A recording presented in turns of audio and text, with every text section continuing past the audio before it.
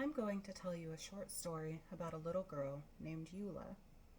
Eula is 5 years old, and last year she was violently raped by a man in his 30s. Eula was then admitted to the hospital where she received 7 stitches in her vagina. She was then talked to by police officers, counselors, CPS, and various other hospital staff. Eula will now be undergoing therapy for the rest of her life due to this. She will also be untrusting towards every man that comes into her life. And Eula's parents will not only have to pay her medical bills and the therapy expenses, but now they will be paying for their child's rapist to have free food, housing, free medical and dental, and entertainment. Why are we rewarding pedophiles? This pedophile will now be getting a free ride for the next few years before being released back into society to have another chance to reoffend and commit another horrid and atrocious crime that will leave another child scarred for life. Why give him and other pedophiles the chance to reoffend? Why not impose capital punishment to ensure that these animals never have the chance to hurt another child again? My name is Molly Collins, and I am here to make this very heavy argument for 3 reasons. Reason number 1, there is no rehabilitating violent child sex offenders. My second reason is that they don't deserve a free ride. The parents of the victims should not have to pay for these grotesque humans to be rewarded. And number 3, it's no more expensive to put these animals down than it is to keep them in prison for life. Why are we giving them the chance to reoffend? They're monsters, disguised in human skin, that violate our children, leaving them scarred for life and affecting not only the children, but their families as well. Why are we rewarding pedophiles? Let's look at my first reason. Violent offenders cannot be rehabilitated. Psychologists say that it's during early adolescence and childhood when a person makes a connection with their sexual preferences. Whether those preferences are being attracted to the same sex, whether they're attracted to the opposite sex, whether you have something like paraphilia or cinephilia, and many other types of sexual attractions. A person cannot change their sexual preferences. You cannot tell a gay person to not be attracted to somebody of the same sex any more than you can tell a pedophile not to be attracted to children. So, why are we expecting pedophiles to change their sexual preferences? According to the Washington State Sex Offenders Recidivism Report, only 1.07% of violent sex offenders are falsely accused. That's less than 2% of violent sex offenders that are falsely accused. And only 12% of sex crimes against children are reported every year. And of those 12% that are convicted and then released, 12% of violent sex offenders are reconvicted within 7 years of their release. 76% of those reconvicted sex offenders reoffend against victims of the same age group. And 43% of reconvicted sex offenders commit more serious offenses than their original offense. So how many of those sex offenders are raping children after they're being released and they aren't being caught? Because again, only 12% of sex crimes against children are being reported every year. Why are we letting this happen again and again to our children? I have a question for you. If you have a dog and that dog attacks a child, what happens to the dog? You put it down. Why? Because it was violent and because it scarred a child. Why do we not treat violent pedophiles in the same manner? If they're going to act like an animal, then they should be treated as an animal, not rewarded. Why are we rewarding pedophiles? This brings me around to my second reason. They don't deserve a free ride. So we all know that it isn't legal to rape a child. But what are we doing about it? Well, we put them in prison. They're put in prison where they're able to get 3 square meals a day. They can watch television, work out, read books.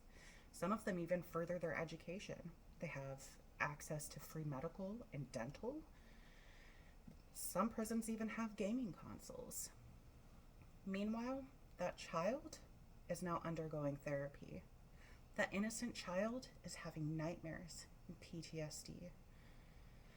That child is now untrusting of adults, possibly needing stitches, much like Eula after having a horrible act committed against them. But that pedophile, he's now on easy street. Why are we rewarding pedophiles?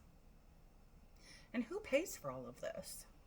Not the pedophile, because again, they're locked up in prison. They aren't able to work or contribute to society. They can't pay taxes or provide a service to their community. Not only did they just psychologically destroy a child and their family, but it is now the family of the victims, as well as other taxpayers, that are paying for that pedophile to have a free ride. The parents of Eula will now have to pay their child's rapist to live a life completely free for years until he is released back into society, where he will have yet another chance to destroy the life of another human being. How is that justice? Why are we rewarding pedophiles? A pedophile will spend anywhere from 1 year to life in prison, depending on the severity of their crime. Taxpayers pay up to $46,000 a year per inmate. This includes food, clothing, free medical, free dental, free exercise equipment, free television and gaming console use, as well as free clothing and shoes. So why are we rewarding pedophiles with this? This means that in 20 years, we are paying almost $1 million for one pedophile to have a free ride and to be rewarded for raping an innocent child. This brings me to my third reason to impose capital punishment on violent pedophiles. It's not more expensive. The lethal injection drug itself is less than $90, which is pretty cheap, but it isn't just about the drug itself. The death penalty is very expensive, but it's the court costs that are the most expensive parts. Some of the additional cost incurred during death penalty cases include more intensive investigation, longer jury selection. They also have to lock down the prison, which means they need more guards on duty. And then they have to provide box lunches to all the inmates that are in lockdown. So as of today, the death penalty from incarceration to execution is just over $1 million. I know that sounds like a lot, but we have already established that inmates cost the taxpayers from anywhere from $36,000 to $46,000 a year, depending on the state of their incarceration, which, if you're looking at the low end of the numbers, is just over $1 million in only 30 years. And that's just general population prison. But inmates on death rows cost the taxpayers even more. Usually, death row inmates cost between $60,000 to $70,000 a year. So with being on death row for only 17 years, they've already exceeded the same cost as an execution. And on average, inmates live on death row between 40 and 50 years, depending on how old they were when they were convicted. That's $2,400,000 for the low end of death row inmates. So when a pedophile violently rapes a child and they're put in prison, they are given pre-trials, trials, psych evaluations, and numerous appeals. If they are found guilty and placed on death row for their crimes, there are even more trials and more appeals. They are also given their last meal. The state then pays for their families to have travel and hotel costs paid for their execution. But if they're found guilty for raping a child, why are they being given extra chances to appeal? Why are we giving them extra chances to defend themselves? When found guilty beyond a shadow of a doubt, they didn't give the child the right to defend themselves before they violently raped them. So why are we rewarding pedophiles?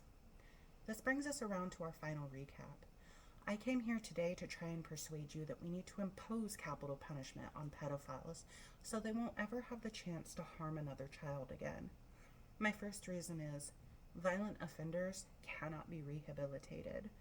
When you have a dog that bites and scars a child, you put it down for being a violent and vicious beast. Why are we not treating pedophiles the same way for being violent and vicious beasts?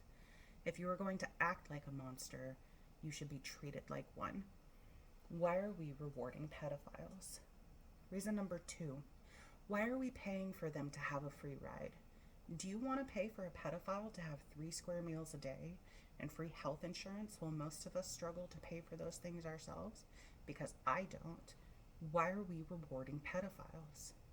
And reason number 3, it's not more expensive to put them down than it is to pay for their life sentence, especially if they're on death row. They didn't give the child the right to defend themselves before they violated them. Why do they have the right to make extra pleas? Why are we rewarding pedophiles? My call to action is this. Think about what you would do if somebody hurt your child. And then I want you to think of all the parents out there that have to deal with the pain and the heartbreak of watching their child struggle with this. How can we as a community protect our children better from predators? And if there's one thing that I want you to take away from all of this, is why give these monsters another chance to hurt another innocent child? Why are we rewarding pedophiles? And with that, I thank you.